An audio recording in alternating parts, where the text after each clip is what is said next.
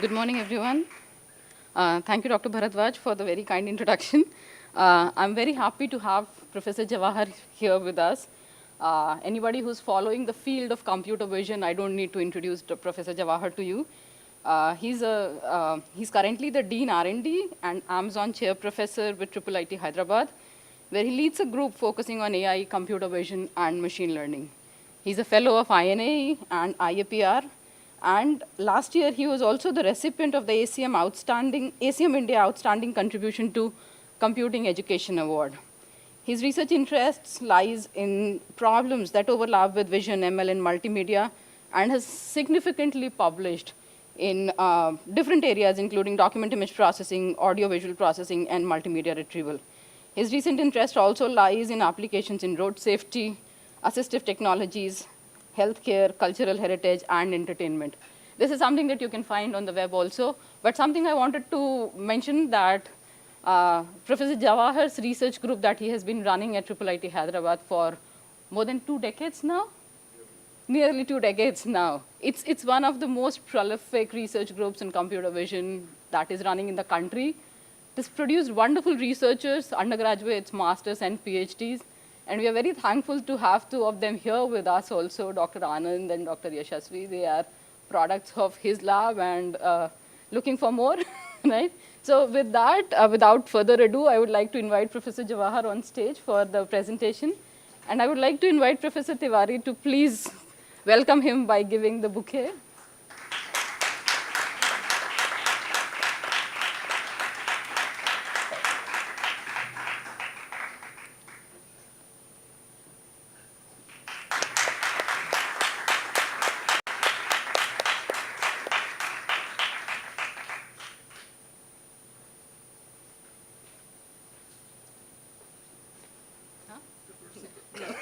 I'm going to go downstairs. Over to you.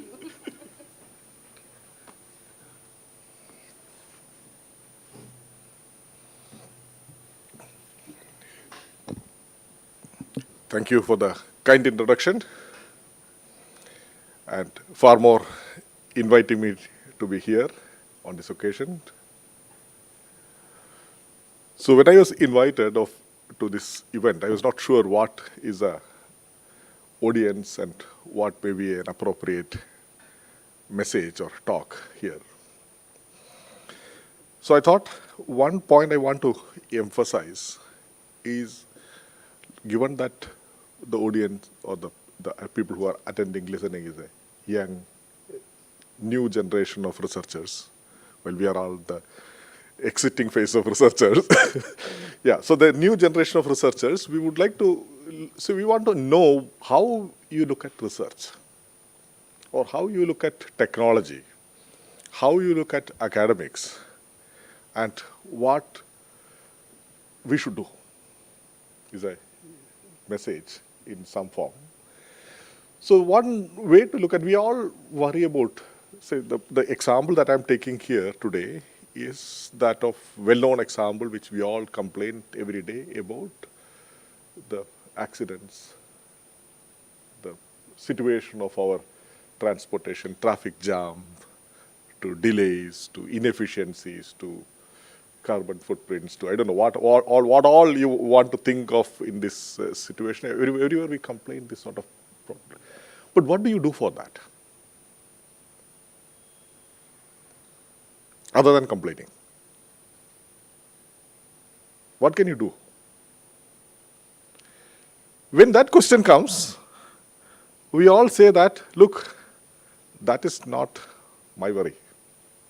That is my neighbor's concern. The chemical engineer should solve all the problems of fuel issues. The transportation engineer should do that. The civil engineer should do that.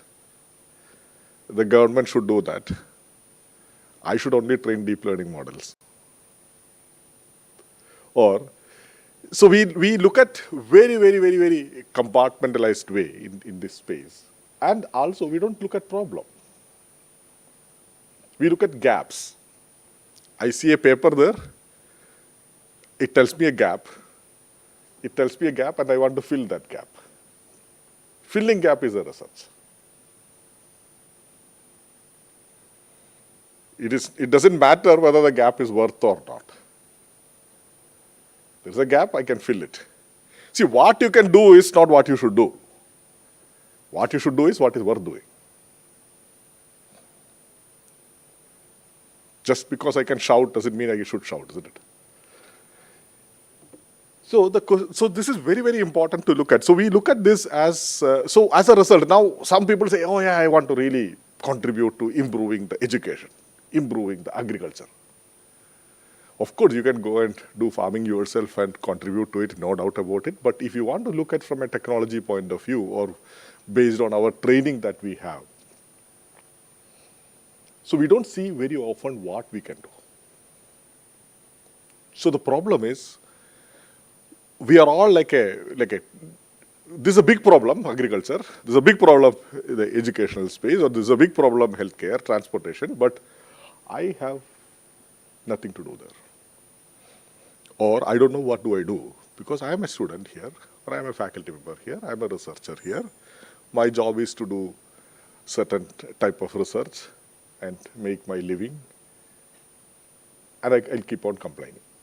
So I want to highlight this issue and come back to this topic. So when you look at, so if you ever want to have safety on our roads, which is a dream that you and I share, country, everybody shares this dream, what is missing? So how do you look at such problems, and how do you connect to your own research? You may be a chemical engineer, you may be a mechanical engineer, you may be a computer science engineer, electrical engineer, no problem. There's a space for you. What is important is you are able to see the space and ask good questions. And you don't have to know the answer. And finding the answer is research. Today, it has gone still further. I'll show a few more examples. So around 5 years back also, I started to ask this question, what is this road situation and what am I supposed to do? Or what can technology do? What type of things that I know, can it have any application? So there's a time where maybe autonomous driving style of keywords were very popular, everybody. So one easy question for me to ask was, look, if Google can drive autonomous car in Bay Area, why not they drive in India? They don't drive. Indeed, that gives you a golden problem to solve. So we ask this question. Of course, that's a tough problem. Then you say, oh, no, building an autonomous car that runs in like a Jodhpur street is tough, indeed tough. So let us see whether there is are there steps that will take us. So immediately we started to see problems. Why? So we asked a question that, okay, why is it that this is not possible? So one answer was, this sort of roads are very different from what people see in California or such world. Now, so this high-level problem, how do you ground it to something that you know how to handle in your day-to-day work? What can you do in your laboratory? What can you do on your laptop? What can you do on Collab? What can you do on your servers? What can you do in your course assignments? What can you do in your BTech project, MTech project, writing paper? Hundreds of beautiful problems come. So all these problems related to object detection in high dense areas, nobody has looked into. So all the YOLOs of the world, all the standard units of the world, you just try here. It shows you the gap. The gaps that are worthy getting into. Very easy to start with. And is that what we want? So of course, so you start to get into a tough, big problem. You are able to get an inroad into this space. Now you ask the question, is that the entire thing? So my answer is no. So this is a surface problem. So you just take this problem and then try to solve it. It is a surface problem. Easily you will realize your YOLO is not working, your solution is not working. Okay, now I know what to do. I want to do research. I want to show that this works. Do that. Absolutely worth, you should pursue. But there are still deeper problems. So most of these problems are not even like a. So if you look at all these videos, these are all videos from urban area, not crowded. So you ask why the autonomous cars don't work here. There are no lanes. There are no roads itself. There are no road boundaries. Single lane roads. Sharp turns with no visibility. No illumination. Objects moving in random movement patterns. We did not even see this as a problem. And we see this every day when you go home from office. So our vision is very limited. Our vision is very limited to what papers get uploaded in archive, not what we see on our roadside when you go home. That is a problem that we need to fix. The situation is far more serious if you are not aware of this issue, the statistics, the number of deaths. And everybody is aware of this. And if you compare this across countries, it is high here, or countries like ours, why? Because of this unstructured problem situation, road situations, driving problems, not even understood what is the problem. So there is no way you are going to solve it tomorrow. Understanding itself is a research. What is really required? And the funny situation is people were happy during COVID, road accidents came down. At least in the initial phase of it. Because people are not going out. Of course, this is not what we want. What we want is the situation has to be like a different in the normal time, and we want to improve it. So we want to ask now questions. This word I used, unstructured. It is unstructured. Why is it unstructured? Why our traffic is unstructured, road is unstructured, driving is unstructured, society is unstructured, or whatever you want to extrapolate it to. And how does it matter to me? As a research student, how do I look at this as a problem? And when I am formulating, I need to know why is it happening. So for example, when you have an observation, when you conduct an experiment, you ask the question, why did it happen? Why the color changed? Why some sound came? Why some fire came? So you ask the question and you go deeper into the physics, the science, what that goes behind, the phenomena. So the question is, why is it, and how that is going to help or not help, or what should I understand in this situation? How do I use this? You can say, oh no, algorithms are not going to work when it is unstructured. That's not what we want. So we want to make the algorithms to work in unstructured. What is required? There's a very simple answer for anybody who looks into machine learning or statistics will tell you that your prior is very complex. When something is moving straight, that object will continue to move straight is a simple prior. You drive behind an auto rickshaw, when that auto rickshaw will take a U-turn is a completely unpredicted thing. That makes the prior very complex to model. Simple maths won't do. Simple mathematical models won't do. And we don't know even how to model it. And you can model only from data. You don't even have data.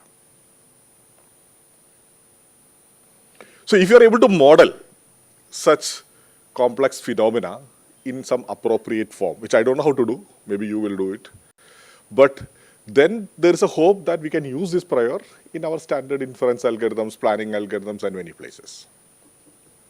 It is not even that. I'll have to go still further. So when you get into this space, now we are slowly getting into the water of what is really required. So there are many spaces. It is not like it is just a simple like autonomous driving problem that we are interested in. Not much interest in actually. I'll comment about autonomous driving problem as we move forward. Why is it important? Why is it that India should send people to Moon or Mars? I'll tell you about that. But there is a need of looking into autonomous driving problems. But what's the reality is slightly different. So we have still interesting things in driving. So I just want to at least sketch a set of dimensions that we can now talk about. One is driving. Technology for vehicles. Well-researched area. Lot of products, lot of invested space, possibly not enough in Indian space. Human aspects. Nobody talks about that. How RTC bus driver drives and why is it so, nobody knows.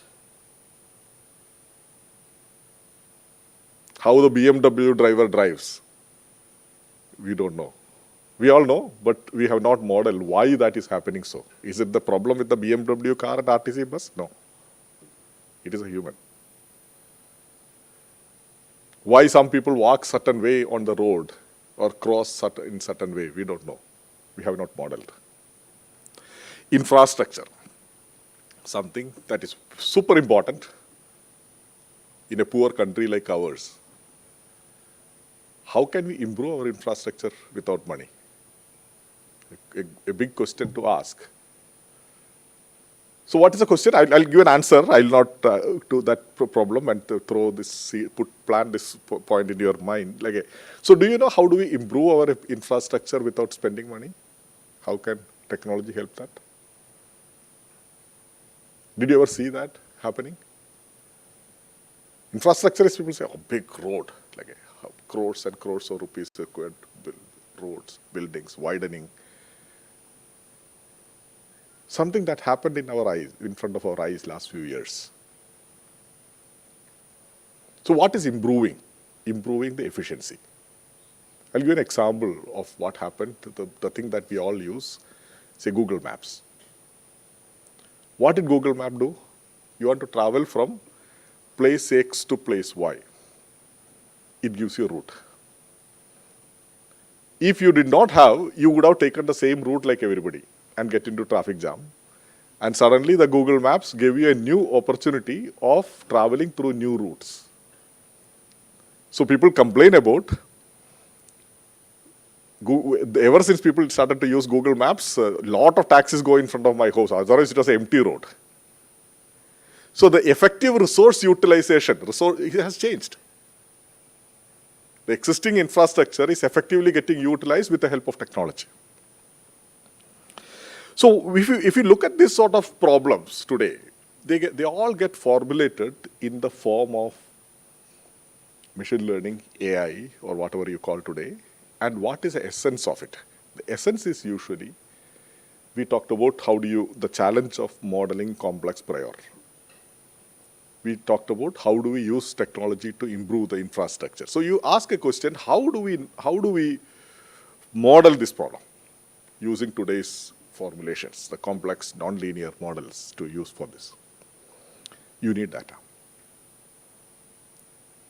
And there is an advantage of today's machine learning. So that's something that you should, I call this AI today as advantage India.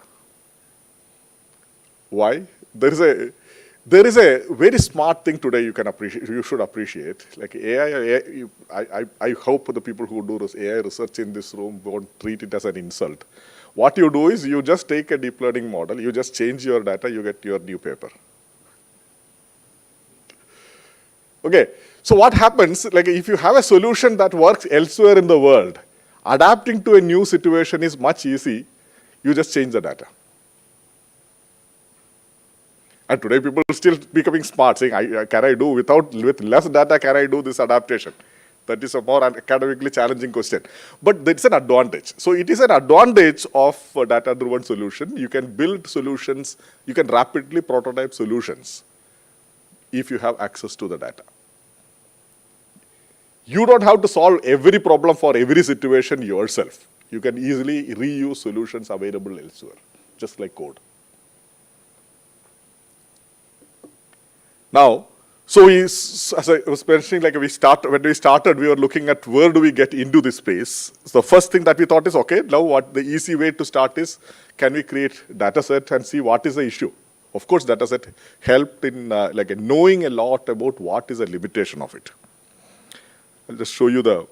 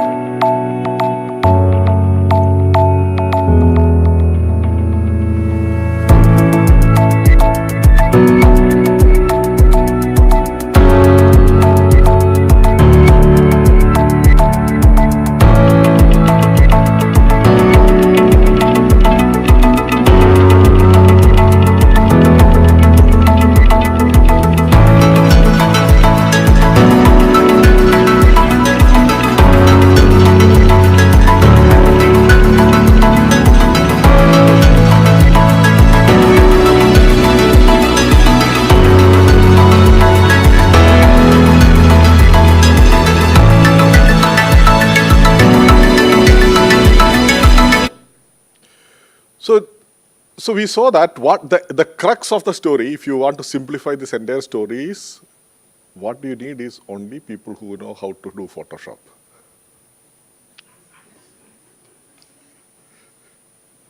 They can build solutions for the country.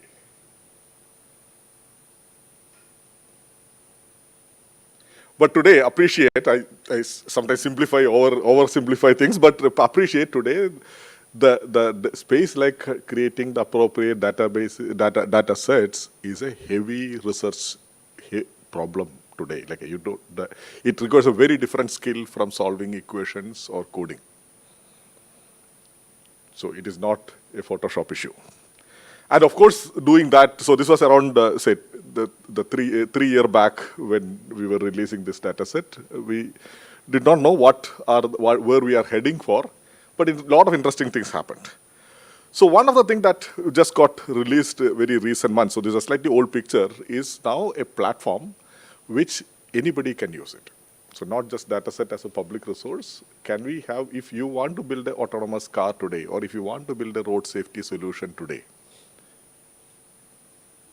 one of the challenges in establishing the hardware platform. So we have now a platform which is getting used for people, startups, researchers, students. So we want this sort of research and technology development to be done, democratize this, enable this for students from wide varieties of universities, colleges. And how do we enable that with different type of hardware, software, and many other infrastructure required for this purpose? Now, a lot of new data sets. So some of the data sets that I meant, which are already available, are listed here for multiple tasks. Now, we are in the process of releasing a few more multiple new data sets in this space, and you will see this coming out in 2022, 23, etc. So one way to look at this data set is this tells us, it's a curated data set from real world, tells us a lot about what is there in the world. So just like we started today, we think this is the problem, then when you look at closely, this problem is different. A lot of interesting eye-opening ideas there. So now, let's come back. So we talked about unstructured and why. So we talked about the complex prior probabilities and motion models. Now what else? The socio-economic situations. It is not just the movement of the auto rickshaw that is creating the problem. Why the auto rickshaw person is moving like this? Or why the bike is running like this? There is still deeper socio-economic problem behind it. Why our infrastructure is poor? It is not that the government wants to make sure we have a poor road. They don't have money. They have a higher priority item in front of government for whatever reason, good or bad. But it is not easy. It's easy to say that, okay, we need good roads. We need people to be following things. They are not machines. You are going to see the situations. So there is an issue here. Now, how do we address this? So if you look at the road network statistics, we all see only the urban, city, well-established, or highway style of things. That is not where the majority is. That's what we saw in the first two slides. When you talk about autonomous driving, you think of only crowded city and traffic junctions, but you don't see the rural roads. Now, so if you want to have technology in that space, what technology exists? If you want to even enforce. So let's look at the most popular technology that we all see today is surveillance cameras on the road, which challan and fine you. Can this ever scale? Very, very costly camera network that we have today in the cities. This can never scale to rural areas. Static cameras can never work. So what you need is possibly the way to do, and also even if you ever want to do, there are a lot of easy, low-hanging problems here in terms of how can technology help in, say, rapid survey.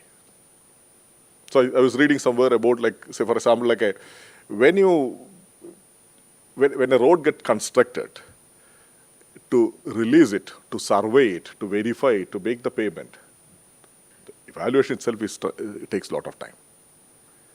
There is no way people to know whether this is maintained correctly.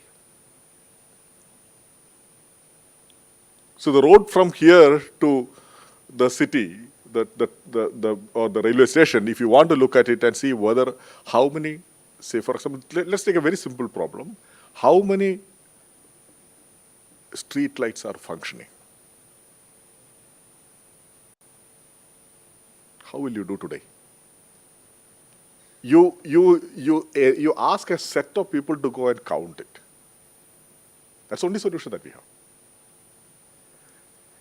So is it possible for, say, today this mass the surveillance of it on a road network and creating summaries for maintenance, monitoring, repair, alerts is a very, very easy problem to do with today's technology. You look at our infrastructure.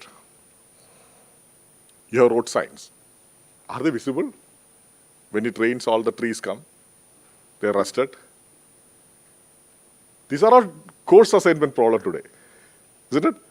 The computer vision course can possibly solve part of the problems. The challenge is, I'm not saying that, okay, that there it ends. So you have to, I appreciate, I'll emphasize this problem as we move forward. So you can solve this problem, and then you ask the question that, look, can you deploy this? That is where the challenge comes. So this happened. I'll just take an example. So when we were, I told you about the creation of the IDD, the first data set, when we were doing, one day what happened, suddenly, a heavy rain happened in Hyderabad. A flood, heavy rain, and all the roads got damaged. So we asked a question, is it possible for us to estimate the damage using the same technology? So here's a small video clip of a technology of the capture is with a simple mobile phone. You keep on a mobile phone on a dashboard, drive through the road, At the end of the day, it tells you where all damaged, what portion of the road is damaged, where is it damaged. And the technology is exactly the same. And actually, it is much lighter level of annotation required for this, because you are not looking for like auto rickshaw or motorbike style of very fine objects. It's a crack on the road or like a pothole on the road is what you are looking for. The annotation is much loose and coarse, more cheap to obtain. So you can create the same technology has very different applications. So something that started for autonomous driving, now you are worried, you're talking about can we use it for disaster level estimation at rapid level and create reports. Can you survey it? Now the same thing you can extend now to drones. If still, like if you have the disaster which you don't even allow the level of cars to travel, can you estimate this super fast and create report? Not only that, so suddenly there's a very interesting requirement. So what I want to emphasize here is the same technology has applications in different forms. So there's a request came about can we count the number of trees and estimate the greenery and deforestation on the roadside. And the second video talks about can we use such a camera for issuing challan. So you cannot issue challan only based on CCTV camera. If all the government vehicles can have a mobile phone in the dashboard, can we issue challans at that scale? I can detect helmetless driving. I can detect so that people say, that I can do. I can read a license plate. This is an age-old technology. Why don't I do that? So in a way, the things that we are super secret doing in surveillance camera can be distributed to moving vehicles, the public vehicles, citizens can get involved. There is a role for public to get into this space. Unstructured, let me go still down. How does it matter? So the point here is it is not the government's job. So I want to underline this point. It is not the government's job to maintain this. We all have role in it. So in the first part, I tried to emphasize, we as technology people, what is our role? We as citizens, also we have a role. So this sort of problems can be solved only in a participatory mode. We want people to participate and contribute data, contribute evidences, contribute insights. And how do we collect such data? How do you use that data to provide insight? This is very, very important to do today. So I'll talk about a problem that we are presently working on. India has one of the largest road networks in the world and is emerging as the fastest growing network. With more vehicles on the road, safety is now crucial than ever before. To help address this, the Government of India is aiming for a 50% reduction in road fatalities by 2025. In Nagpur, the geographical center of India, a pivotal project is taking shape. For the first time, artificial intelligence will act as a force multiplier and transform road safety engineering. Presenting iRaste, intelligent solutions for road safety through technology and engineering, a project that aims to achieve up to 50% decline in road accidents in Nagpur city. Project iRaste is a unique partnership of industry, academia and government and is initiated by Nagpur Municipal Corporation, CSIR, CRRI, Mahindra and Mahindra, INI, IIIT Hyderabad and Intel. It brings in a holistic, safe systems approach to aspects of vehicle safety, mobility analysis and infrastructure safety.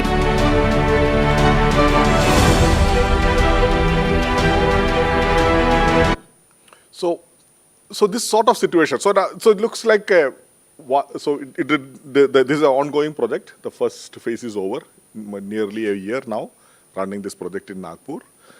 So the question now, I want to look at the right picture first. So we talk about technology that gets developed for autonomous driving. If you say that, okay, look, the example I took about like technology that we use for landing on moon. It is not landing on moon that creates a lot of interesting technology that enabled many things around.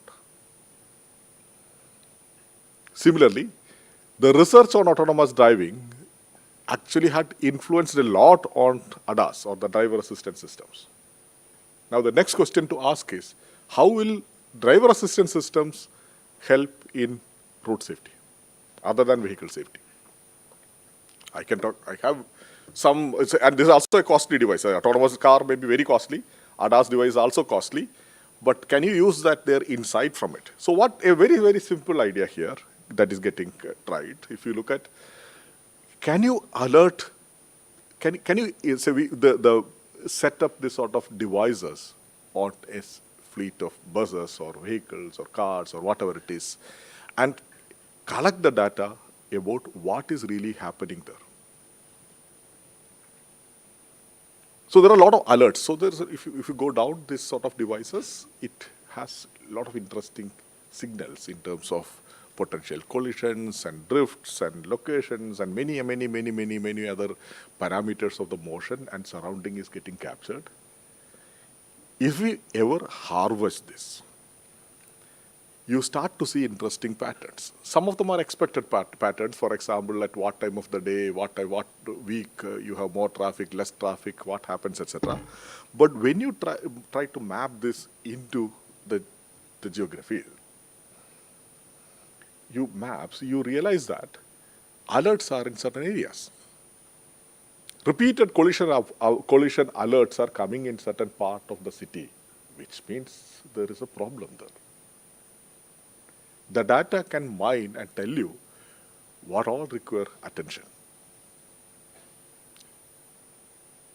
So you are now at a human level. So we all know that, okay, we go and see, oh, there is a problem here, we should fix this. So at a city scale, if you look at city, is a huge road network, thousands of kilometers. Can you continuously monitor where all the accidents are going to happen before it happens? The gray spots, which will become black spots. How do you identify when it is gray and try to stop it from becoming black? How do you evolve designs that will fix this? Let me still come back and ask this question. So if you do this question, like why the socio-economic situation. So we talked about the socio-economic situation that lead to it. That alone is not enough. The socio-economic situation also tells you that there is a difficulty in absorbing this technology. If you build a technology and say, oh, I can have a safety device, 1 lakh worth device, and you should use it along with your scooter, it's not going to work. So you need to understand what is an absorption model in the Indian society. And of course, there is a beautiful opportunity today in front of us because all of us carry a supercomputer in our pocket with all the sensors.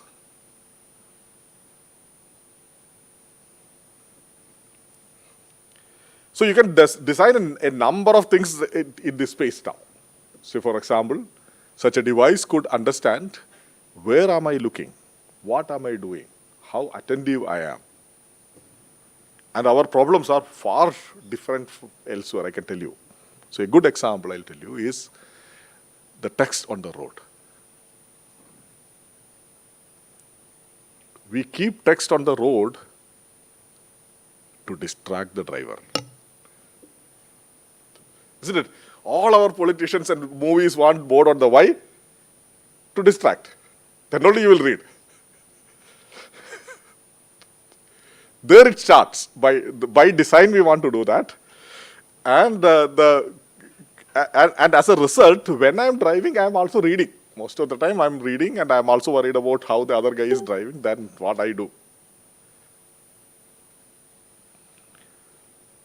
So you want to look at one issue is about now how do you ever use this situation? So you want to create alerts. So this is a very costly solution people talk about is with eye trackers and analyze the gaze, like where am I looking? Very costly, you cannot scale it.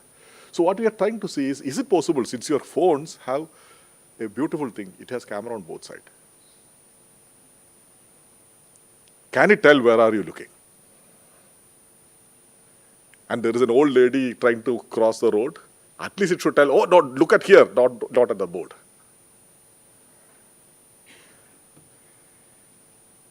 And the AI algorithms today, the beauty is like this sort of things are today possible. You can have a costly data collection setup and try to do this.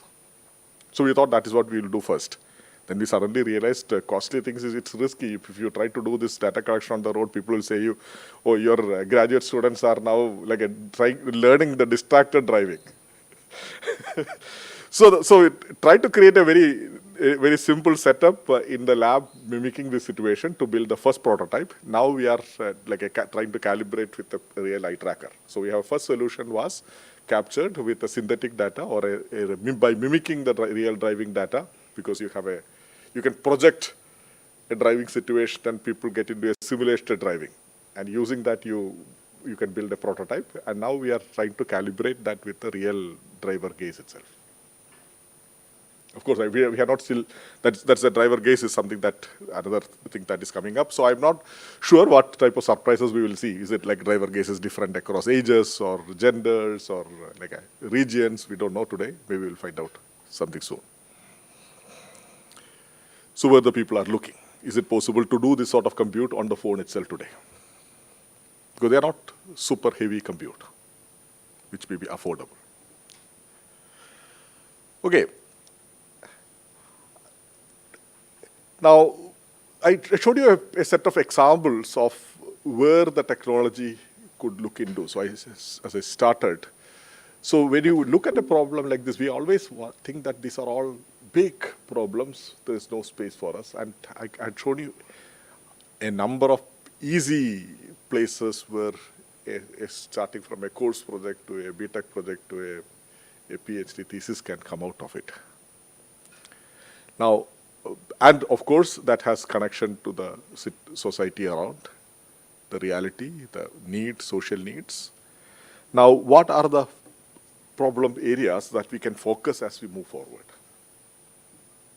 A number of problems that are still left unsolved.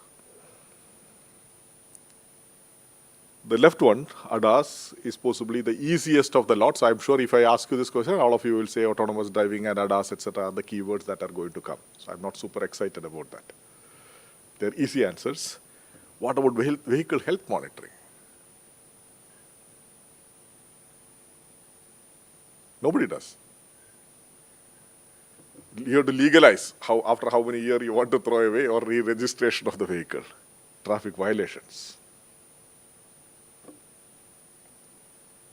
Maps and spatial information.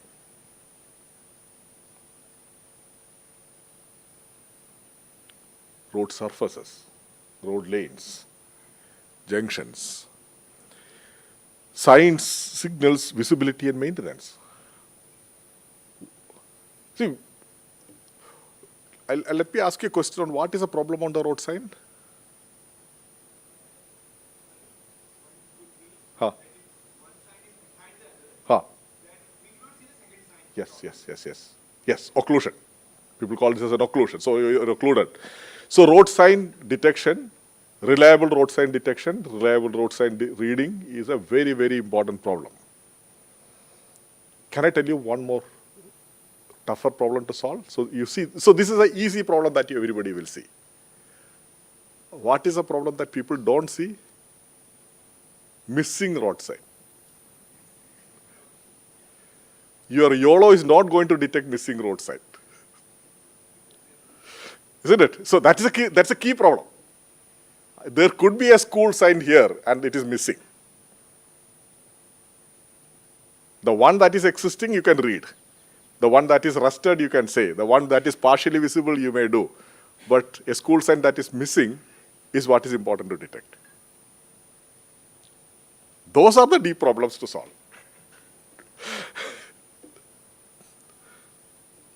technologies for education and entertainment. So you have to enforce, and of course there are a lot of cultural issues. It's not easy. You cannot say I'll have a rule which will enforce all this. We all know how difficult is it to actually make something happen. How will society participate? How do you enforce? How do you educate? How do you correct it over time?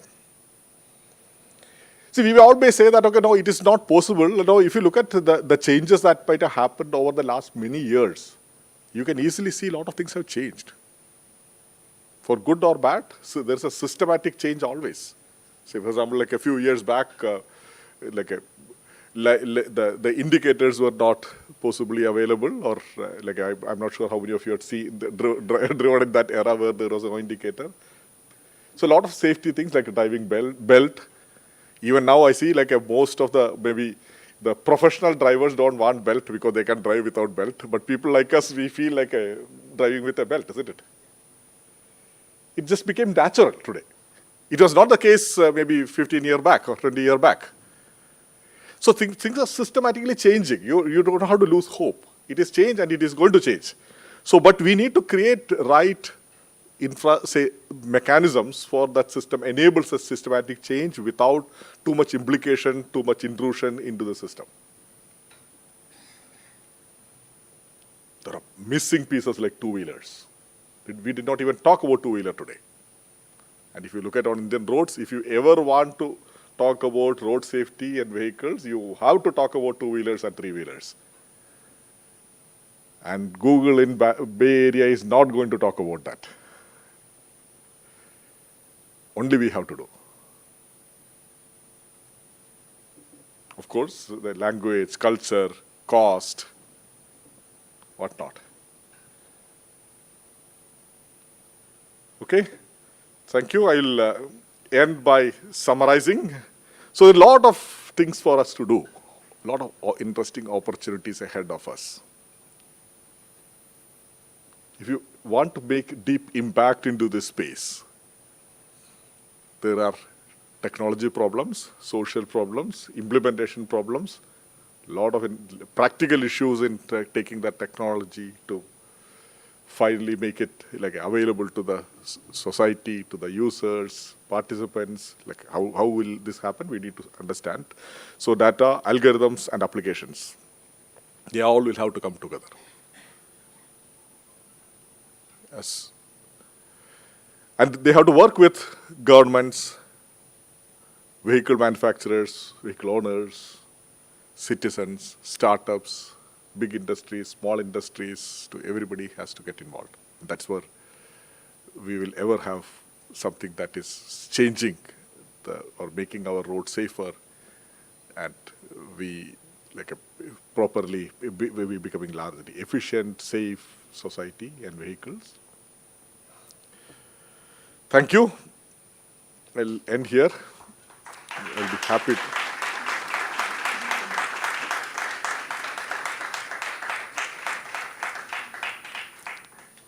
I can try taking a couple of questions or comments. Yeah. Questions? What are some more social problems that are currently unexplored and could be solved using the use of AI? What are in this space or something else, some other space? In this space and everything surrounding the social diversity and the social inclusion and the stuff in the Indian society. So I'm surprised. We are surplus in problems, isn't it? So are you thinking we are short of problems? No, we are surplus. This is just a narrow area, isn't it? If you say look at healthcare, look at education, look at agriculture, plenty of problems. So I don't have a list it's not like I have a list I can give you. That's not how it works. See, the way it works is you just open your eyes when you walk outside. Thank you.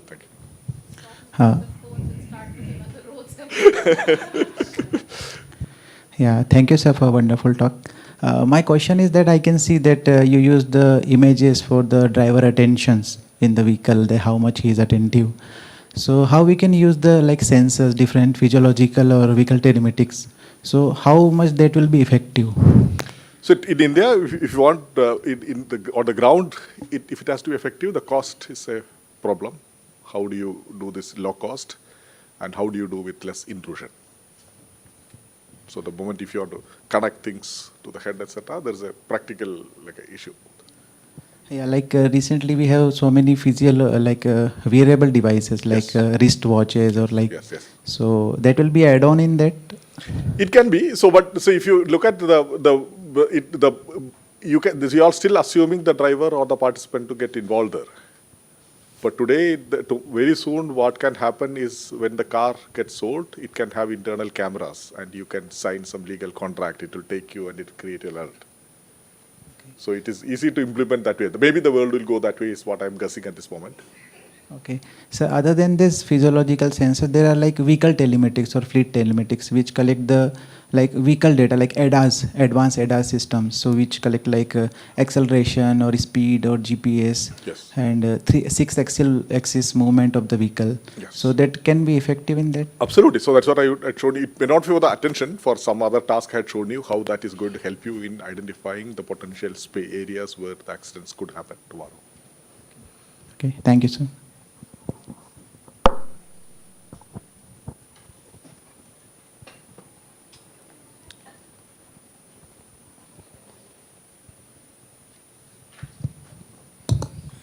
So in the case of New York City data set, so they have the US, they have the New York City data set or some Chicago City data set or some Chinese data set. So they already day by day or month by month, they update all these value, and then researcher and academician, they basically use those data set and try to solve some problem. So in this case, in our case in India, we have the such type of data set or something? Not much. So we don't have data sets, and we also don't have researchers who are using it. So if there are users, if there's a demand, such services will come. Yes. So somehow some data set I collected from your triple IT data site, Yes. small data Yeah. sets. Okay, thank you.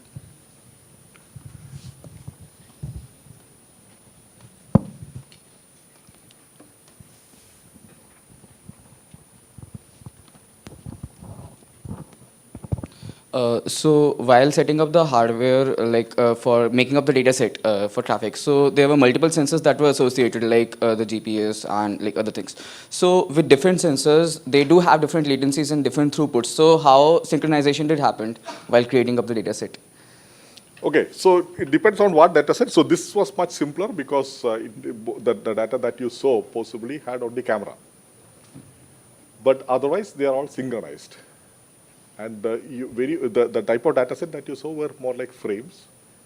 This will become more important when you want to have, for example, full 3D with LiDAR, the point clouds, videos, and continuous things. So such data sets will have far challenging synchronization.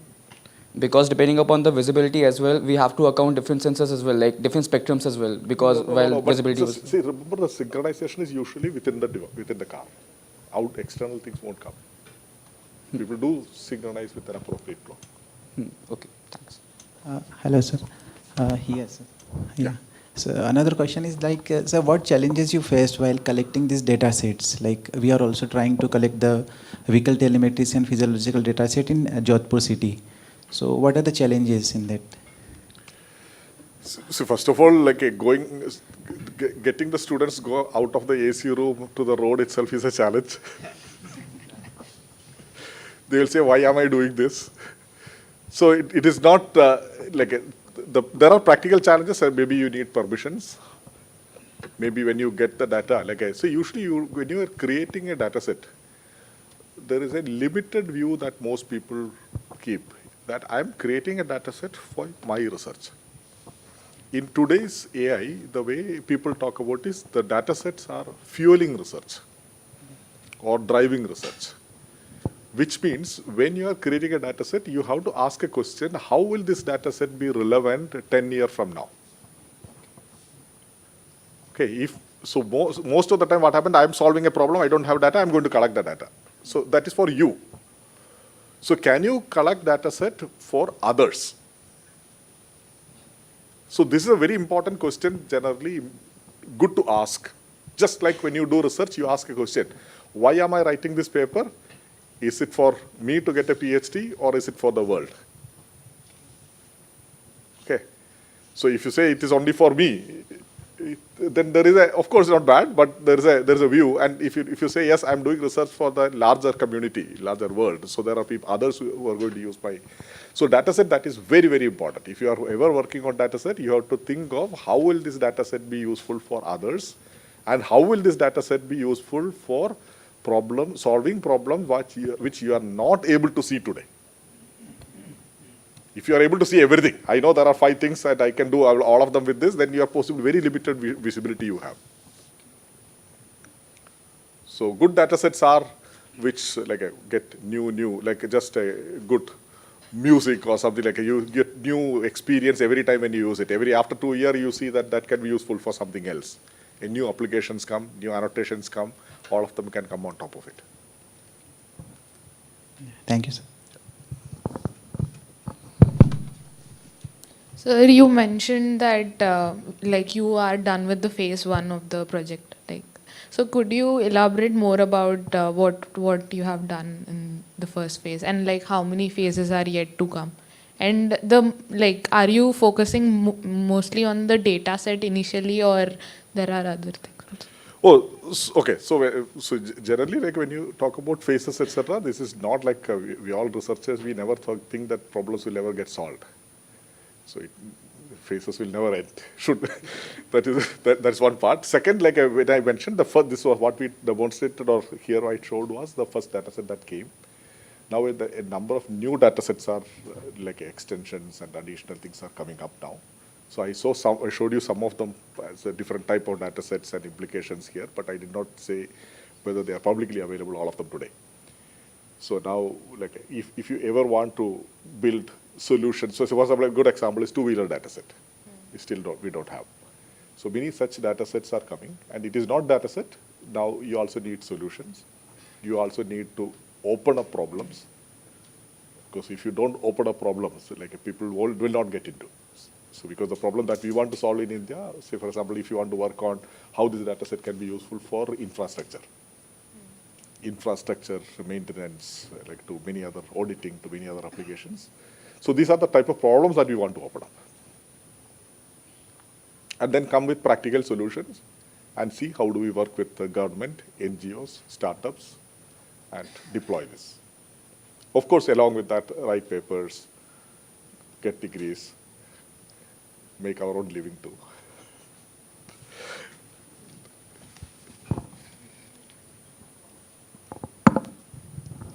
Hello. So in general, if some complex problem, in the case of complex system, the onboard unit, we want the computation and communication both. Computation and communication both on the onboard unit. Yes. In the on vehicle, we have some Yes. IoT type of devices or something. Yes. Okay, but in this case, we have some decision making for complex problem or some emergency purpose. So in this case, we are facing the problem related to the computation. Somehow it is okay, no issue. But in the case of communication, we don't have in the case of multimodal data, we don't have the enough bandwidth or something. Then some decision makings are not correct way. Theoretically, we can prove all this thing. But so how we will try to solve this problem? See, first of all, I think, so I don't know what type of class of problems will require such heavy communication. So people are now talking about, say, a number of problems. I'm saying not even, you don't need even computation. So if you are, for example, working on road infrastructure in this sort of situations, it can be completely offline. Yes. So you can avoid it is not that every problem demands on-device computation and communication. No, somehow some in transit decision making or something. Decision making also may not require always communication. So it is not even clear like how far are we from, say for example, like a coordinated autonomous cars. That is where this issue is going to come. So today I'm driving according to my vehicle. So the moment you start to talk about each other, but still people don't communicate all the raw data. They communicate only processed information, which may not require heavy bandwidth. Thank you. So in the data set, we have seen that like multiple biases are there. Like for example, like for the case of auto rickshaws and all, so there were multiple biases in the segmentation mask. So while making up the algorithm, should the researchers be focusing on addressing the biases or focusing more on the generalizability while working on these biases? If we have to like change the scenario, let's say from working to day or night or to another place with the same knowledge of the database. See, as a machine learning researcher, I generally will be limited to the data that I have access to. So I want to do generalization. So usually all these data sets also have the train, validation, test splits, etc. And you want to do well on that. At the same time, you also now, at least you know that the challenge, the problems if you are adapting a same algorithm that is trained on some Western data set, what is a gap that we have. So we are consistently seeing the same algorithm, like on Indian roads, provides a lower performance. Now we need to understand why this lower performance comes. Is it because of large number of vehicles or objects or participants? Or is it because of the size? Or is it because of the image? Is it because of the quality? Is it because of the sensor? Is it because of what? And now, what are the special changes required? So for example, if you want to do well on certain objects or certain classes, how do you improve it? So this is assuming that your problem is only this object detection and segmentation. My point is, it is not even that. So you should be able to see that this is a object detection or segmentation could be a proxy task for understanding how safe is our road, how are we efficiently using our limited infrastructure, where we need to act fast as a government or a municipality or a corporation. So these sort of problems also we have to connect.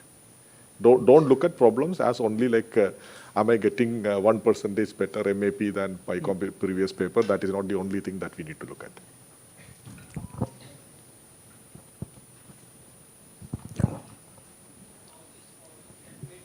Trustworthy, as they are to be used in the real life scenarios. But how people will believe that they have to use in real life, as there is some uncertainty always involved in every model. What is that? I think that the trustworthy is not clear to me, but context that you are using. I mean that as these driving cars will be used in the real life scenario on roads, but how people will believe that to use these cars? You are talking about autonomous cars? Yes, autonomous cars. Okay. So how will people believe that I have to use this car as it is trustworthy? Trustworthy means I want to say that as there is some uncertainty always involved in model, we don't get always 100% accuracy or something that.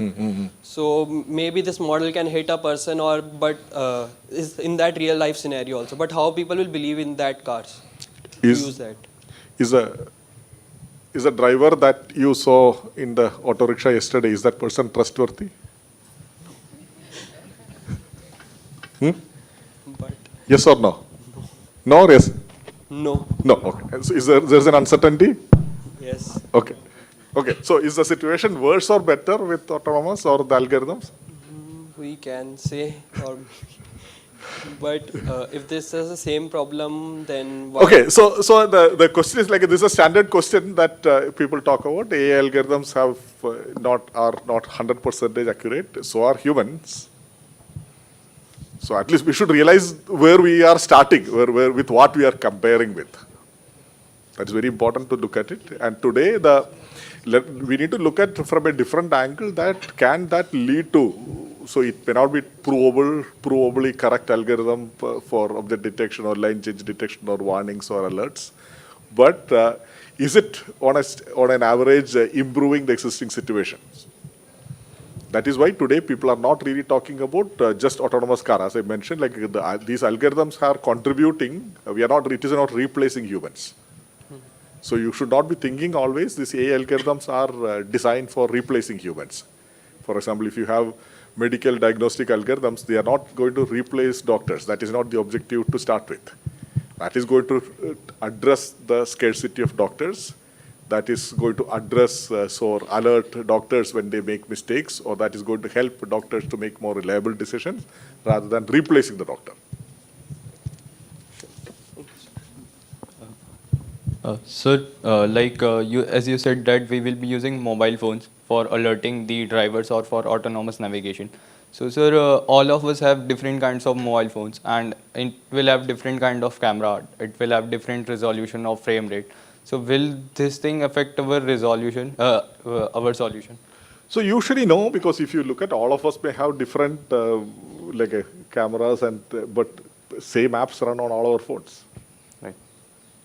So usually the application that people develop, they take care of what cameras that they have and normalize or design the algorithm so that it works with all the popular camera specifications.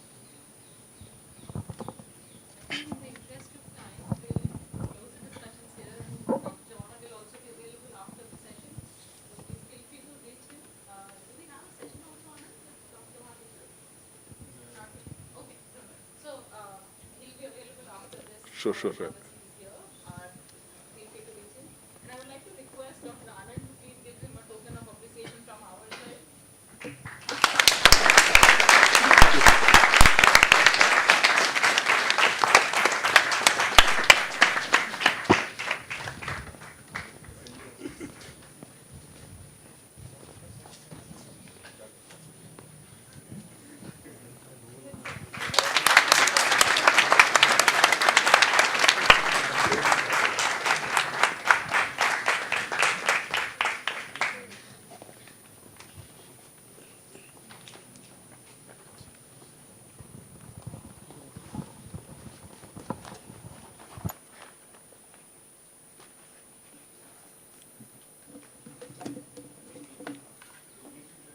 Sure, sure, yeah.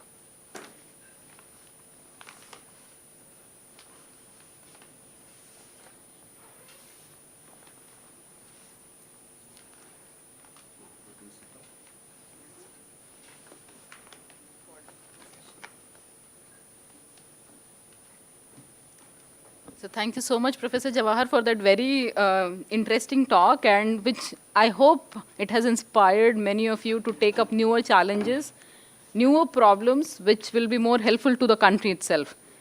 A lot of our research, I'm sure many of you have taken machine learning, deep learning, computer vision, all of these courses, and apart from these also, wherever you are doing projects, there are a lot of data sets that are available from the international community. We are using those data sets and trying to show our results, right?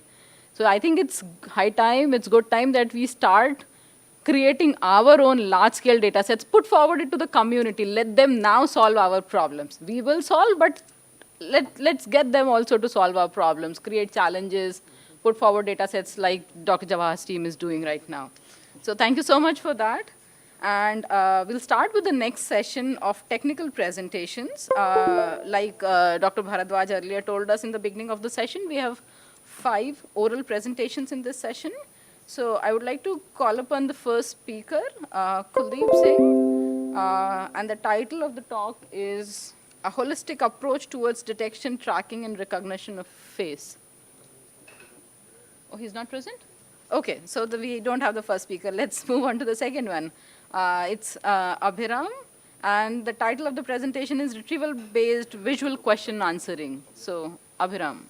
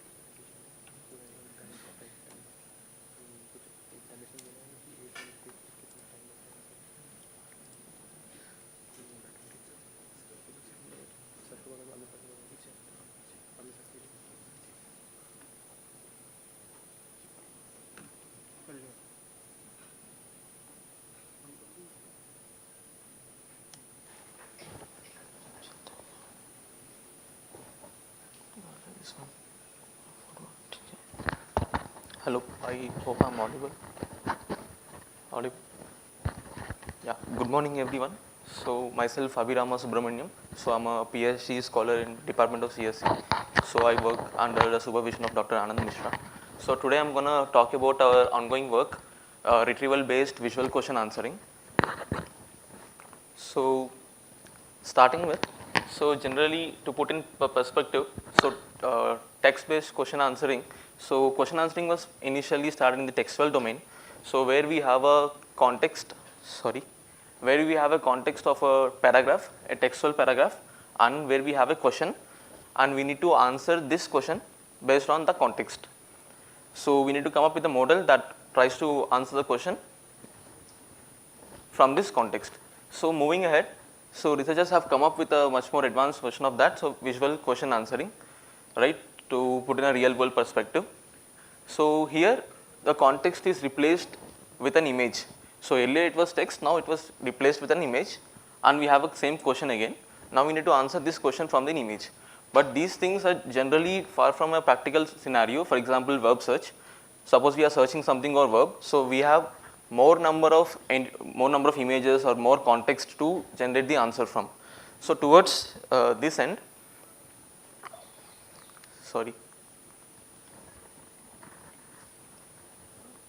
just a second.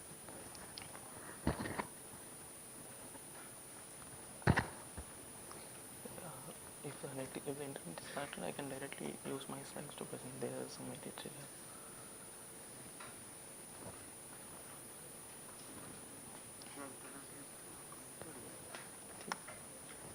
here. I'll continue. Yeah, sorry for that. So typically the models or methods which solve these kind of problems generally assume that for the given question, the answer always exists in the context, whether it is a text or image or anything, a video based question answering, etc. So the context always has an answer. So this is one of the assumptions that the models make, and generally the context is limited, right? So we have, let us say, one paragraph and one question and one answer, and one image, one question, one answer. But generally, as I said, so when we are doing, for example, web search, etc., we have large set of context, out of which majority of them might not be relevant. So only, let us see, if I am asking a question on Taj Mahal, only those pages or those images that has Taj Mahal are relevant. Other images are irrelevant in nature. So these assumptions, they generally do not hold true in practical settings. So towards this end, so we highlight the problem retrieval based visual question answering, where we have a same question, and here instead of a single context image, so we have a multiple set of images, right? So here, for example, the question says, who else eats same thing as zebra, right? As earlier I said, we have only single image, so here we have multiple different images, out of which few are relevant and few are irrelevant. So the model has to first retrieve the relevant images which has the answer, and from those retrieved images it has to generate the answer. And traditionally many VQA methods, most of the VQA methods in the data sets and the methods, they consider this problem as a classification problem, right? They have some set of predefined answers, and they try to classify the one of these predefined answer as the final answer for the question. But here we also want the answer to be generated answer, like not a predefined set of an answer. So this is one example. So who else eats same thing as zebra? So here if you see the context, so cow, horses eat same thing as zebra.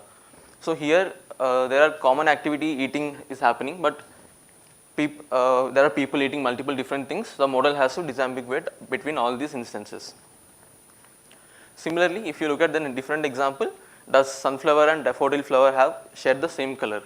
So here again, so we have multiple different set of images. The model has to retrieve the ones which are related for this question, and then has to answer. So here there are other flower images also as well. So it should be able to ignore those, and it should be able to pick the correct images and answer them. So coming to a literature, so there is recently a data set has been proposed called WebQA, so which also talks about a similar problem. So where there is a question and there are a set of images, but there are also set of some positive, the set of text also. Like so far we have discussed, like we have shown the problem as only set of images, but in this data set we have set of images as well as set of some text snippets. So the model has to disambiguate text from image and has to pick up the relevant ones and answer it. So, but in this data set, the image based questions are very limited, and most of the image based questions, they need only one image to answer from, right. So, question here in this example, it needs 2 images to answer the question, but in the data set, if we look at, so majority of the images have only one image to answer with. So, and also these in this data set, to retrieve the relevant images, it is overly dependent on the captions, because all the questions are based on some named entities which are part of long tail distribution. So, they are not common objects. For example, if you see here Oktoberfest, Domplace Australia, etc. So, these are not common objects. So, to retrieve the relevant images, so the models have to heavily depend on the captions. So, the visual part plays a very limited role here in retrieving it. So, once if the retrieval is not good, the answering will also be not good. So, to overcome this, so we curate a data set from visual genome, existing visual genome. So, we curate 20 times more image based questions, and in our data set every query has at least 2 images to answer from. So, and our questions are all common objects, so that it is not over dependent on captions. And moreover, the total number of context also plays an important role. So, in the existing data set, only 17 average images per day per question to retrieve from. So, we are actually in real life scenarios, the number of sources to retrieve from will be much higher. It will be much larger, hundreds level. So far we are trying to increase that number also as well. So, in our curated data set, we have 27 average images per question. So, coming to the method, how do we solve this? So we train a multimodal transformer encoder here. So, first we want to know whether the given question and the image are related or not. So, for that purpose, we train a multimodal transformer which takes a question and an image, and it will generate a question image matching score, whether the given image is matching with the question or not. So, we train this model into with a binary loss, whether the question and image are related or not, and use this model to generate the scores. So, for example, once the model is trained, we feed in the question and image 1, we get the first score, how far the image is related to the question, and similarly we do it for all the images in our data set, in that particular sample. So, we have all the scores for all the images, like how far these images are related to the question. So, once we have these scores, we can sort these scores and select top k. So, we have performed our experiments by selecting top 2, top 3 and threshold based selection, etc. So, once the relevant sources are retrieved, so we need to generate the answer. So, to generate the answer, so we have a first baseline called 2-expert model. So, for example, when we are generating an answer, so we need to focus at 2 different things. So, first thing is we need to generate a precise answer. For example, if you remember the earlier example, does these 2 flowers share same color or not? So, they do share the same color, yes. So, that is a precise answer. But when I am giving the answer back to the end user, I should make a generative answer, like yes, these 2 share the same color. So, there are 2 components, precise answer generation and fluent answer generation. So, for that purpose,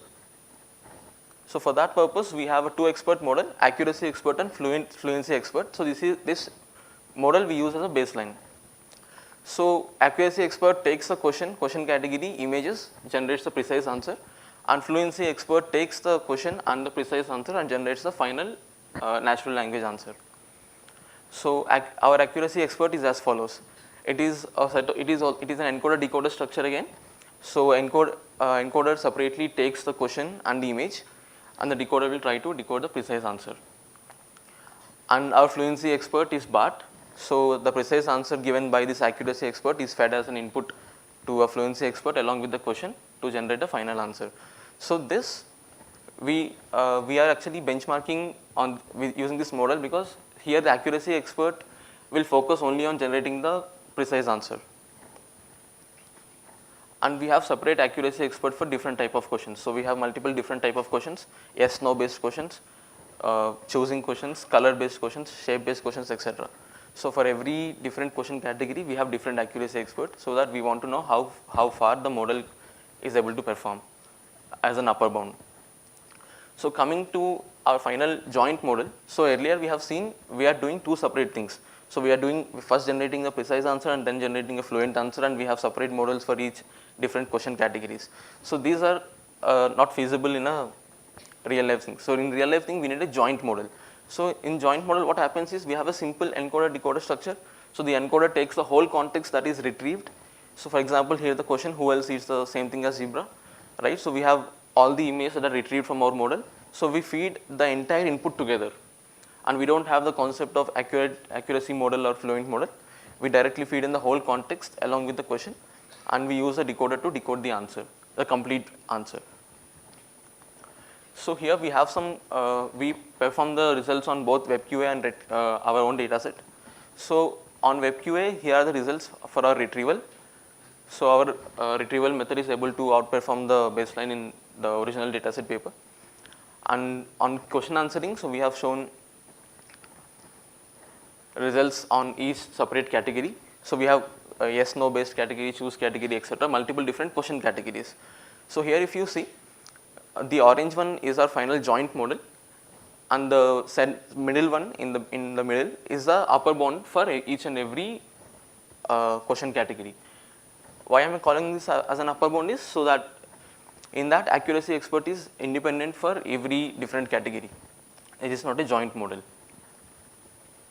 So with this I'll conclude. So we highlighted the importance of the subtask, where we have set of images and we need to retrieve and answer the given question, right? So we discussed the limitations of that WebQA dataset, and we proposed 2 expert baseline so that as to get an upper bound of the accuracy, like how far a model can accurately predict the answer, and we outperformed the baselines on WebQA dataset. And on our dataset, we are getting a high fluency actually. So we are further designing more baselines for our work, and we are also trying, currently if you see, the retrieval and question answering is happening separately, independently. So we are trying to have a single joint model where retrieval and question answering happen simultaneously. And also for retrieval, we're also exploring memory network style models, so that a new different kind of pre-training can help retrieve the relevant sources in much better way.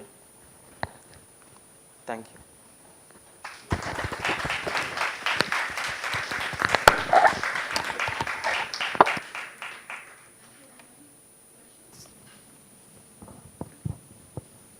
Any questions?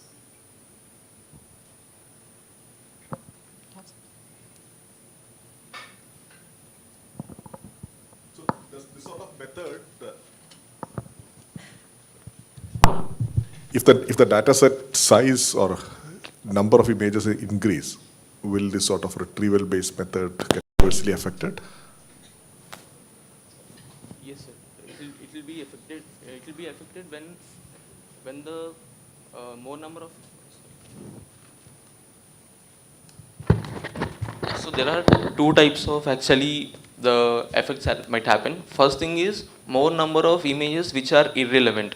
So if that number increases generally, so that can be easily handled because we are training a model to discard the irrelevant ones. So mostly if there are no common objects that are referring, the question has some objects that it refers to. So based on that, mostly if there are more number of irrelevant images, they can be discarded. So that the effect will be minimal there.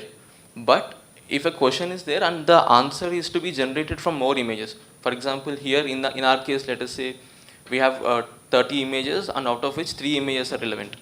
So if this number 3 images increase to 5 or 10, so then the model performance will be affected a little bit. We need much more solutions to explore that. Thank you, sir. Abhiram, I had a question. Can you tell me some systems where this is getting used today, or the technology is not in place yet?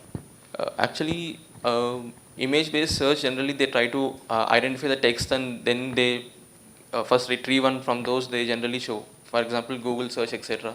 So they train on large scale of data. So they generally try to identify text or any text component present, because their text engines are much faster. But in general, for example, if we are using any surveillance camera, we have multiple different snapshots, and we need to, let us say, query about something, like a person with blue shirt, did he buy something or something, like in airports, etc. So we cannot continuously see each and every frame. So in those applications, right, so we can have a question, multiple different set of images or videos, or frames actually. We can deploy these kind of systems to retrieve the images and answer the question. Sure. Thank you very much, Aviram. Thank you. Kwaneet, maybe last question from Kwaneet. Okay, so with the current data set of the image and corresponding to that, like the questions, so can we observe, like if we change some wordings of the question, let's say, so we can expect for the same images difference in saliency or attention while addressing up the answers for them? Yes, yes. So that depends on the that phrase you are looking for actually. So an image can contain multiple different regions, and every region can have different descriptions, right? So for example, one image can be relevant. Let us say we have a question, right? So what who eats same as zebra, right? So I can say like we are picking up some images are relevant images. So if I'm asking some other image like which is the same color as zebra, so the images which are part of the earlier question may not be are not the part of the second one, because here I'm talking about a different entity, different phrase. Though the context image is same, my context image is same, the referral image is same, but the retrieved ones will be different. So if you change the phrase, obviously, so the retrieved ones will be different, and it might look at different region. We expect the model to look at a different region corresponding to the question. Like even if we change the particular tense of the phrase or like particular word of the phrase, we can expect like attention Generally, to be. we do assume that in general. So changing the tense, etc., should not. For example, if I'm putting a question in a different way, it should not affect the retrieval in general. But if you are changing the phrase altogether, it might affect. Tense, grammatical mistakes, we do not expect it to change so much. But I will also try to see if it changes. Sure. That's a good point. Thanks. All right. Let's thank Abhiram.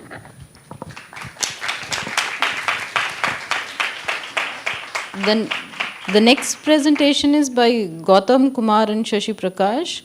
Catboost for haptic modeling of viscoelastic deformable objects.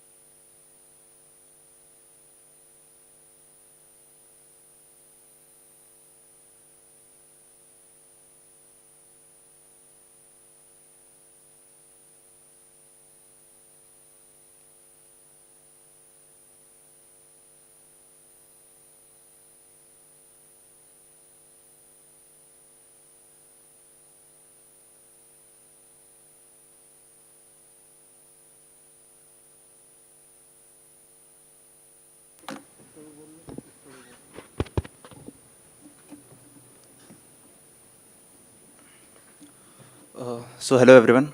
Today me and my friend Shashi will be presenting our research work on modeling of viscoelastic deformable objects. This work was supervised under Dr. Amit Bharadwaj. So coming to the introduction phase. So first of all, what we need to understand is what is haptic rendering and haptic modeling. So haptic process is a method in which we establish relation between two different physical entities. So in this project, we have established relation between position and force. So we have different deformable objects. We apply a force at different positions and gather their corresponding forces. We use machine learning models to estimate forces at different positions. The main application of this project is that through this we can gather information like texture, shape, compressibility, and other physical characteristics of any given interface.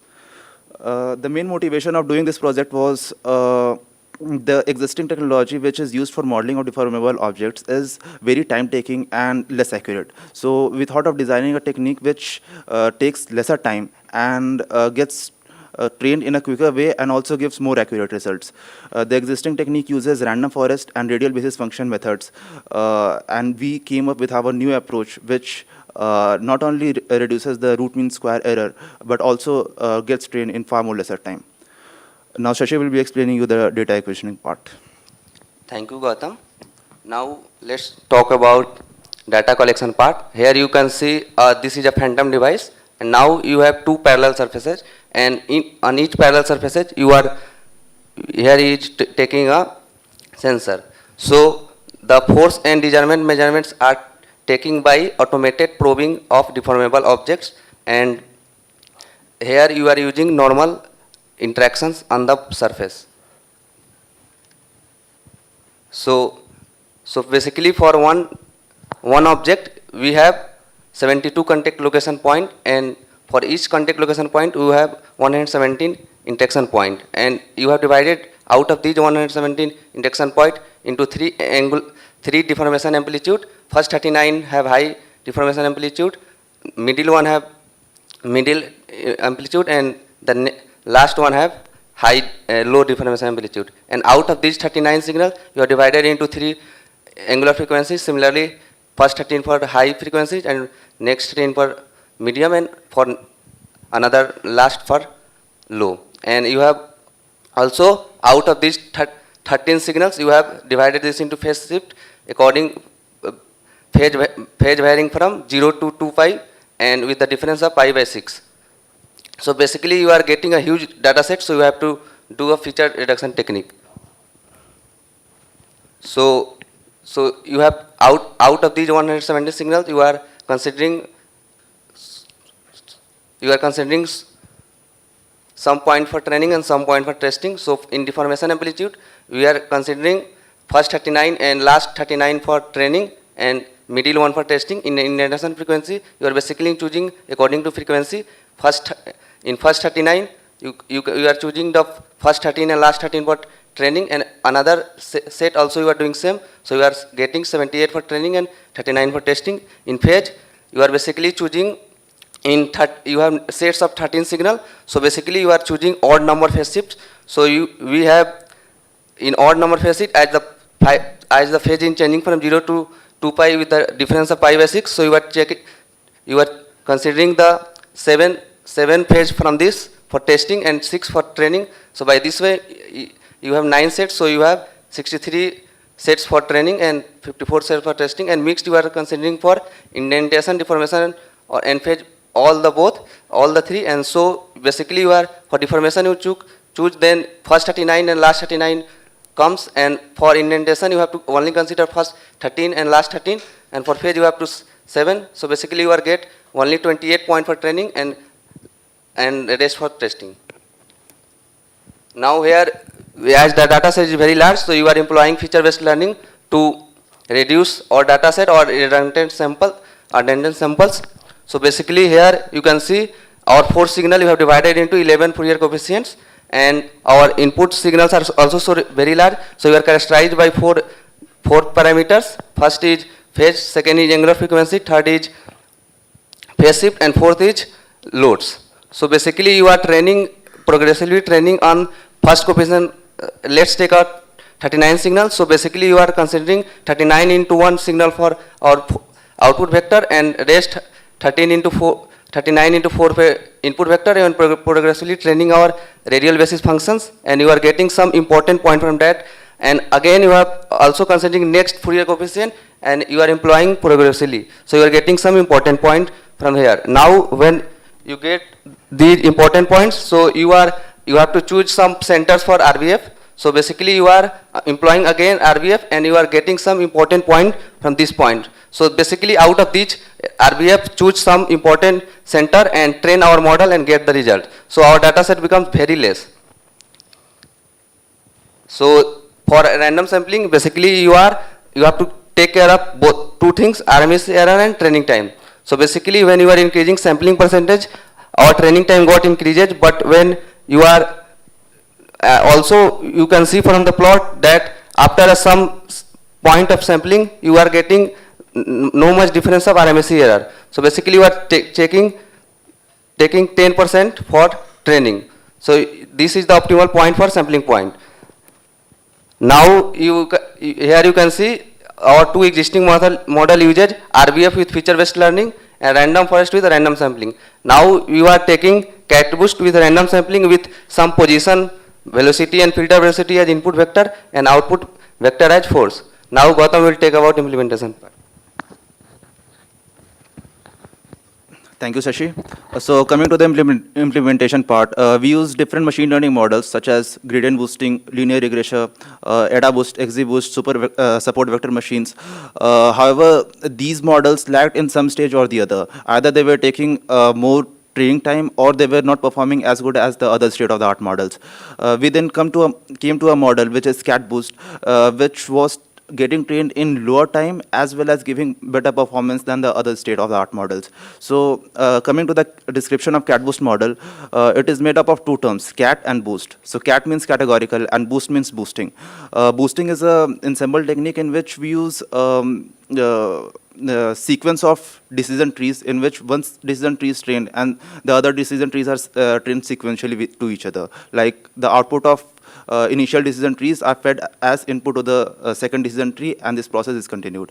So one major feature of Catboost model is that they use oblivious decision trees, or we can also say it as symmetric decision trees. As we can see in this picture, these are the decision trees where at each level we have the same testing hypothesis. Means test 1 is performed at the root node, at level 1 we have test 2, and we have the same test 3 for level 3. A corresponding example can be seen of oblivious decision tree in this diagram. We have the same testing at level 1, the same testing at level 2, and the corresponding nodes are then merged. Our hypertuned Catboost takes 1200 iterations. The default value is 1000. The learning rate is initialized with 0.01, the default value is 0.1, and we have kept the bagging temperature to be 10. Bagging temperature is a parameter in which we monitor the amount of training data which is used for, you can say, validation. So higher is the bagging temperature, more amount of training data is kept for validation during the training of Catboost model. This is a plot of measured and predicted force. We can see that the measured and the predicted force of Catboost almost overlaps. We can see in this diagram that as our measured force changes, in the same way the Catboost predicted force is also changing. This is the plot of the corresponding errors, and this is the plot of absolute relative error of the model. Coming to the performance of Catboost with the other state-of-the-art models, we can see that the blue line represents RBF trained using FBL approach, random forest trained using random sampling approach, and the Catboost trained using random sampling approach. We can see the yellow bar is far more lesser than the other two bars, which shows that the relative RMS error of our Catboost model is way behind the other two state-of-the-art techniques. Apart from this, the maximum error of our Catboost model is also lesser than the RBF and random forest techniques. It lies close to 0.3, and the other maximum errors of other objects for random forest and RBF lies in range of 0.5. From this graph of relative RMS error, we can see that the Catboost error is low not only for deformation but also for other cases, meaning that it is highly generalizable. We can see that it gives same range of error for deformation, indentation, phase, and mixed data sets. Apart from that, we have also tested our Catboost on FBL reduction technique and found that Catboost performs better than RBF model even in this case. However, the Catboost random sampling techniques is the best suited for this modeling technique. Next, comparing the training time, we see that the training time of random forest model is way higher than the other techniques, and the RBF takes around 7 seconds to get trained. However, Catboost gets trained in just 4 seconds, 4 to 5 seconds for modeling of viscoelastic deformable objects. This also shows that the training time of Catboost is way lesser than the other models. Now, coming to the limitations of our model, there is one major limitation to this modeling of viscoelastic deformable objects. One is that poor extrapolation performance outside the range of training data. This problem was common with random forest as well as RBF, and Catboost is no exception.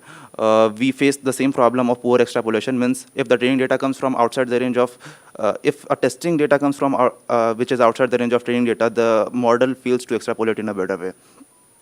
The second one is the current approach deals only with normal interactions. This limitation is also one of our future, in our future work, we'll also be looking at how to deal with inclined interactions, means interactions inclined at certain angles.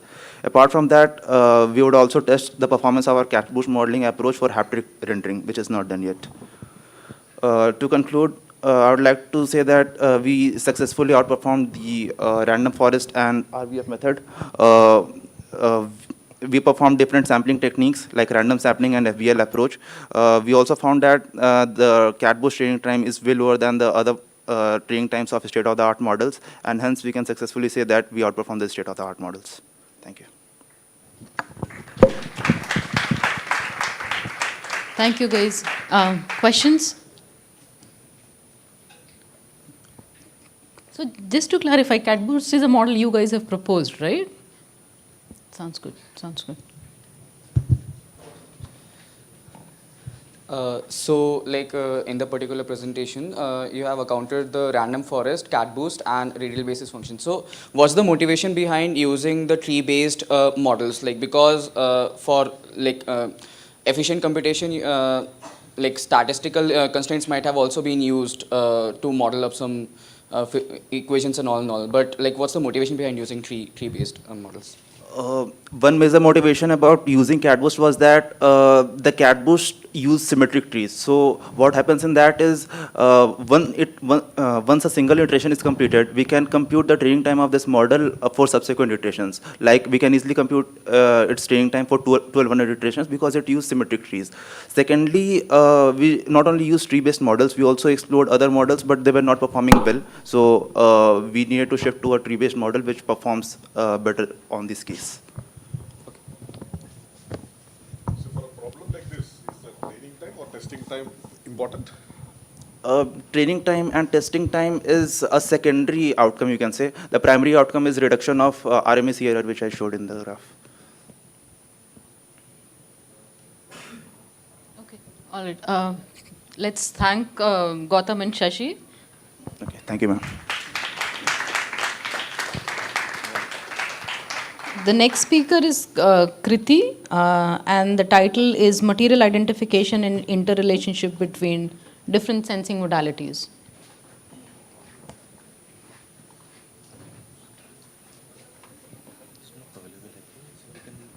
Oh, okay, so Kriti is also not available.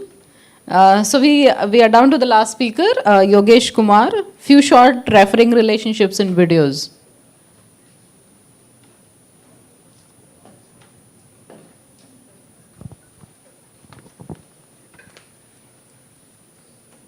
Where are the other two?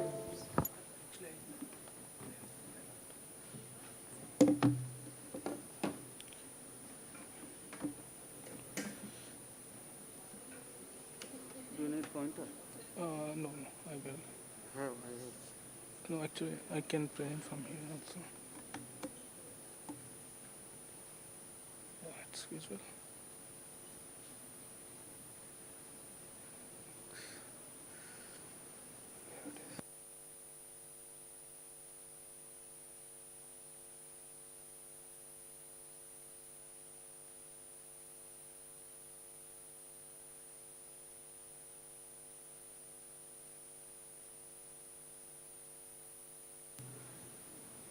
Hello everyone, my name is Yogesh Kumar.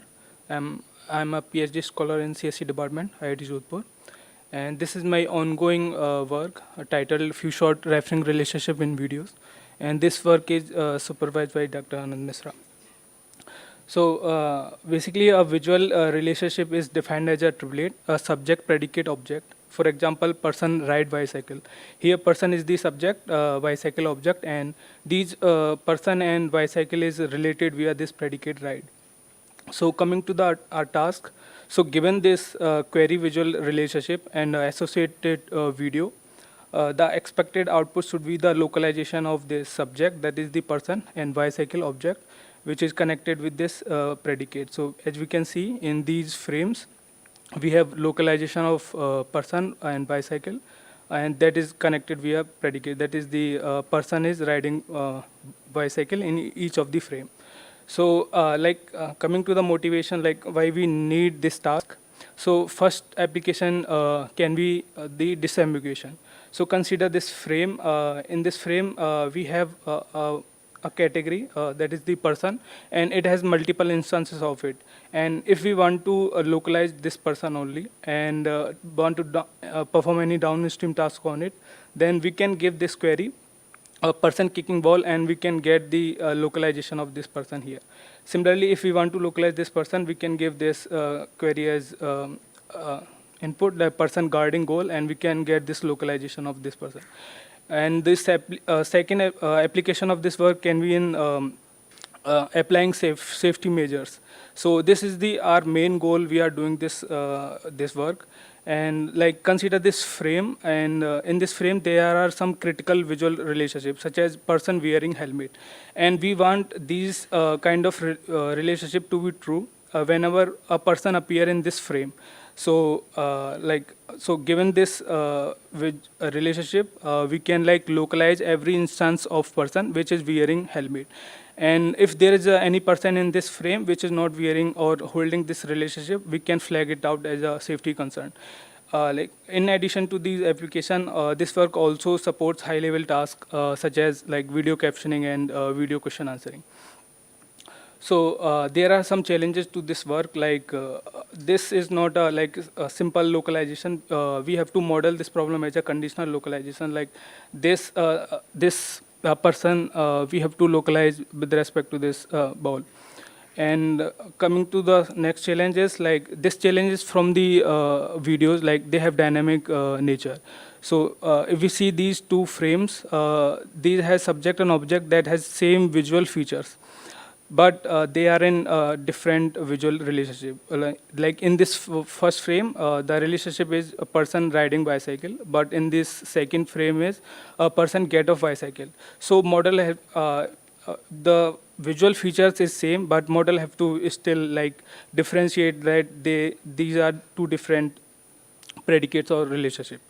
Next set of challenges come from the data set itself. Like these type of data set is very expensive and hard to annotate and have long tail distribution. Means like for few of the predicates or relationship, we have very large number of example, but most of the predicates we have very few examples. So we propose this task to like in a more realistic scenario, few short referring relationship in videos. So consider like during test time, we have a video that has an unseen predicate like fly above. That is, we haven't seen this predicate during training, and we still want to localize this subject and object which is connected with this predicate. So like to this task, let's consider we have a support set which contains few videos which has us like common predicate as given in this test query video. And with the help of this only few videos from the support set, we want to localize this subject and object here. So this is our first baseline. Basically, we extended this visual relationship co-localization work in videos. So given these 5 videos, first 4 is from the support set and last is the test video. We first constructed a fully connected graph where each node represented by a video. Then for each video, we have a label set where label is a visual relationship. Then it become as a label assignment problem. So for each like we have an objective function whose minima correspond to the common visual relationship localization. Then whatever we get the localization for test video, we will consider as a localization of subject and object on that unseen query predicate. So we have to assign a cost for a level. For assigning a cost, we have learned this relation network in a few short way. So for every pair of videos, we have some pair proposals, and then we have a relation network that compute a cost for pair of visual relationships. Like if these a pair of visual relationships are similar, then cost going to be low, otherwise higher. So coming to our approach, we solve this problem in 3 stages. Like we have a first module as a relationship pair proposal. So with this test video and along with the query relationship, this pair proposal module proposes the visual relationship proposals. Then we have a metric learner. From the support side video, we learn a deep metric that with the help of this deep metric, we will rank these pair proposals, which is proposed by this pair proposal modules. So highest rank pair proposals will be correspond to this query relationship. So to effectively learn pair proposal module, we have this reconstruction module here. So basically, we take this highest ranked pair proposal here, and we feed its feature to this lightweight decoder and reconstruct this query back. So basically, we are reconstructing this query back to have a very self-supervision, and it will help this pair proposal module to effectively use this embedding of query visual relationship. So coming to the results, this bar chart summarizes one key results from this table. So VRC and RGB are two baselines we have considered in this work, and this is our model we are currently experimenting with, and these two reconstruction and attention shift is basically a two ablation from our model. So we can see our model is outperforming these baselines, and after removing these two models from our removing these modules from our model, the performance is dropped significantly. So it shows every module is working fine. So these are some qualitative results. So first two results are correct, but in this last results, first few frames are incorrect. The visual relationship is person fall off bicycle, but in the few frames it's a person is riding bicycle, it's not falling. So there is also a gap in performance, and we have to improve. We have to improve lot of. And there are some limitation to our work, we are using this fast RCN and Mega plus deep sort to get tracklets, and it acting as a bottleneck to our method. We are not having a very good quality tracklets. So, and next, and also we are not modeling this having tracklets in our method. So we are not learning it to in our method. So now currently we are approaching this problem in a bottom-up manner. So currently we are considering this problem as a frame by frame. So we are finding in this localization each frame and taking care of spatial temporal context. Then we will link each frame to get the localization as a tracklets. So thank you. I am done with that.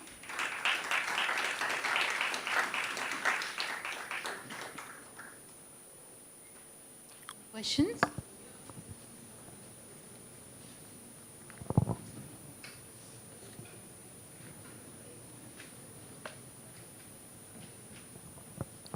Nothing? So the method can also be extended for few short learning of, say, subject or object also? Sorry, sir?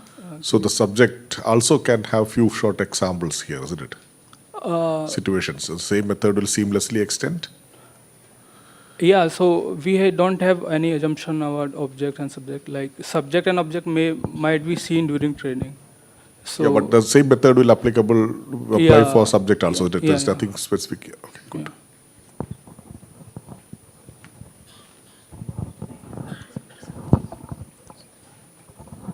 Any other questions? All right, if not, let's thank Yogesh.